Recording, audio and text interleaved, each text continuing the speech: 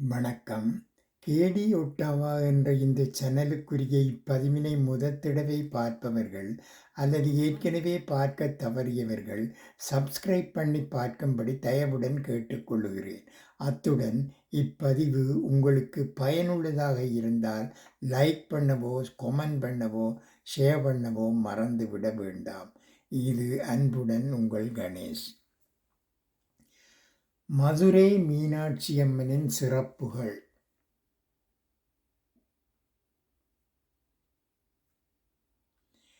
மீனாட்சியம்மன் விக்கிரகம் மரகதக் கல்லிலால் ஆனது.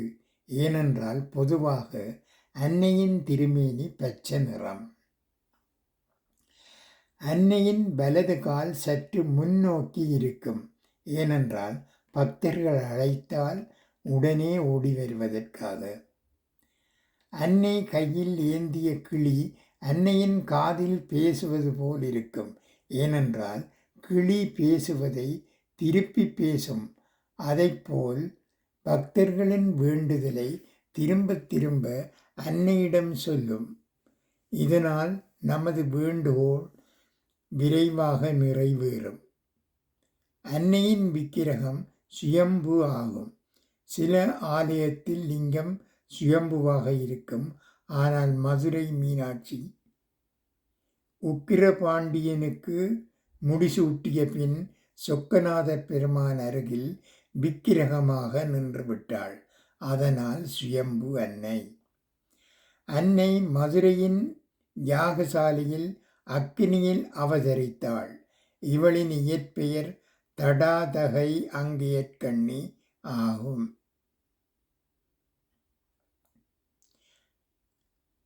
பாண்டிய மகாராஜனுக்கும் மகாராணி காஞ்சனா மாலைக்கும் ஒரே மகள். அதனால் பாண்டிய நாட்டின் பேரரசி ஆவாள். இங்கு கற்ப கிரகத்தில் அன்னையின் விக்கிரகம் உயிருடன் இருக்கும் ஒரு பெண்ணை பார்ப்பது போல் இருக்கும். அன்னையே சிலையாக இருப்பதால் மிகவும் அழகாக இருக்கும். இவளை பார்த்து கொண்டே இருக்க வேண்டும் போல் இருக்கும். அன்னையின் சிலை மிகவும் நளினமாக இருக்கும்.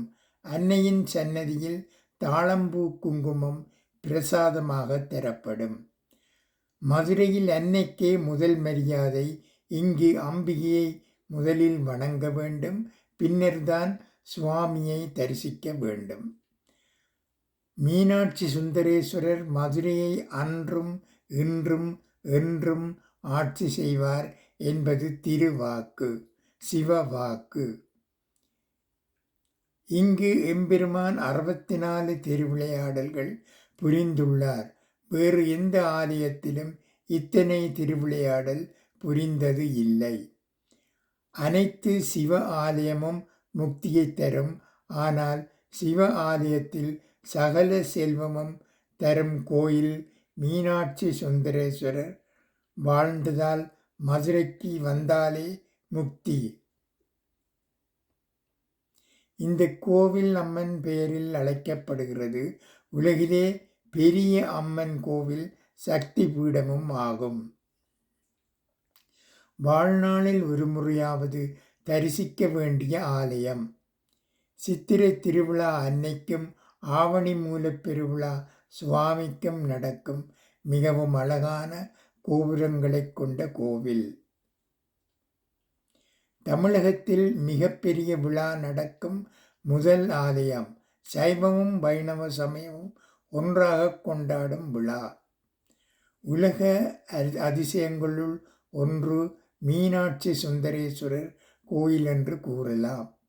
இவளை சரண் அடைந்தால் நம்மை காப்பாள் அன்னை மீனாட்சி.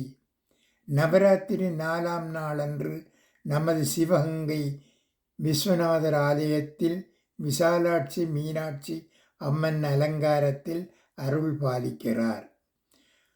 மதுரையில் மீனாட்சி தினமும் 8 விதமான சக்திகளாக பாவிக்கப்பட்டு ஆராதிக்கப்படுகிறாள். இது மற்ற கோவில்களில் இல்லாத ஒரு சிறப்பு. அன்னைக்கு 5 கால பூசைகள் நடக்கும். காலையில் சின்ன பெண் போன்ற அலங்காரம்.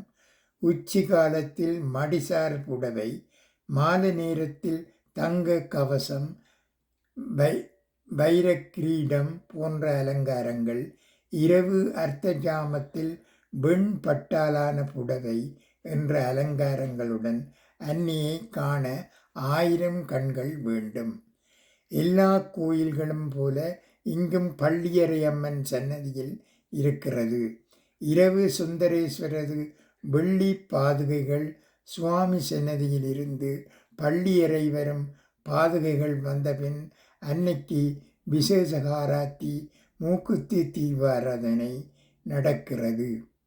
அதன் பின்னர் அன்னையின் அம்பிகையின் சன்னதி மூடப்பட்டு பள்ளியறையில் பூசை, பால், பழங்கள், பாடல்கள், வாத்திய இசை என்று சகல உபசாரங்களுடன் இரவு கோவிலில் நடை சாத்தப்படுகிறது. மதுரையில் பள்ளியறை பூஜை பார்க்க திகட்டாத காட்சி. பள்ளியறை பூஜை சிவசக்தி ஐக்கியத்தை உணர்த்துவதால் இத்தரிசனத்திற்கு சிறப்பு அதிகம். மேலும் கணவன் மனைவி ஒற்றுமைக்கு மதுரை மீனாட்சி கோவில் தினமும் நடைபெறும் பள்ளியறை பூஜையை தரிசித்தால் நல்ல பயனை கொடுக்கும். பிள்ளையில்லாதவர்கள் காலையில் மீனாட்சியின் சிறுபிள்ளை அலங்காரத்துடன் நடக்கும் ஆராதனையை தரிசித்து மனம் உருகி வேண்டினால் கட்டாயம் பலன் தருவாள் அன்னை என்கின்றனர். வியாபார நஷ்டம், தொழில் போன்ற மற்றும் வேளைகளில் பிரச்சனை உள்ளவர்கள் அன்னையின் வைர கிரீட அலங்காரம் கண்டு முன்னேற்றம் பெறலாம். மீனாட்சி அம்மன் சிலை பச்சை மரகத கல்லிலால் ஆனது. கருவறை பக்கம் மேளம், நாதஸ்வரம் போன்ற இசைக்கருவிகளை இசைக்க மாட்டார்கள். கல் என்றாலே கடினமானது என்று சொல்வார்கள். மரகதக்கல் மென்மையானது. மேளம், நாதஸ்வரம் போன்ற இசைக்கருவிகளை இசைக்கும்போது வரும் ஒலி அதிர்வுகளை தாங்கிக் கொள்ள முடியாதது. அப்படிப்பட்ட ஒரு கல்லை ஒலி அதிர்வுகளை கூட தாங்க முடியாத உளியால் செதுக்கி மீனாட்சி அம்மன் சிலை செய்து இருக்கிறார்கள். இவைகள் மீனாட்சி அம்மனின் சிறப்புகள் ஆகும். நன்றி, வணக்கம்.